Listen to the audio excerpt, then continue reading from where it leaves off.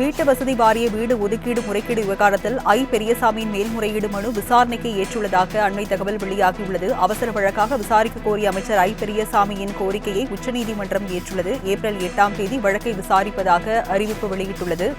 விவரங்களை செய்தியாளர் கிருஷ்ணா வழங்க கேட்கலாம். கிருஷ்ணா, விவரங்களை பதிவு பண்ணுங்க. கடந்த 2008ஆம் ஆண்டு தமிழ்நாடு வீட்டு வசதி வாரியத்திற்கு சொந்தமான வீட்டை மறைந்த முன்னாள் முதலமைச்சர் கருணாநிதியின் பாதுகாவலரான கணேசனுக்கு ஒதுக்கியதில் முறைகேடு செய்ததாக புகார்கள் எழுந்தது.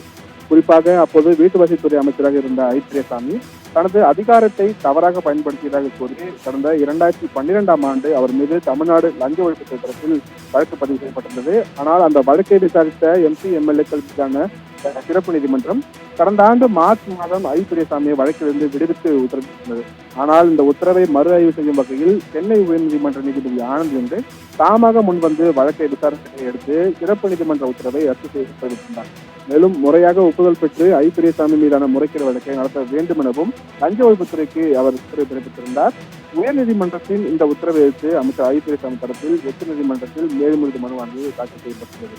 இந்த வழக்கை அவசர வழக்காக விசாரிக்க வேண்டும் என்று உச்சநீதிமன்றத்தில் இன்று பெரியசாமி தரப்பில் ஒரு அவசர முறையீடானது செய்யப்பட்டது. இதை ஏற்றுக்கொண்ட நீதிபதிகள் விஸ்வேஸ்வராய் தலைமையிலான அமர்வு இந்த வழக்கை வருகிற திங்கட்கிழமைக்கு விசாரணைக்காக எடுத்துக் கொள்ளப்படும் என்று தற்போது உத்தரவாதம் அளித்துள்ளார்கள். விவரங்களுக்கு நன்றி கிருஷ்ணா.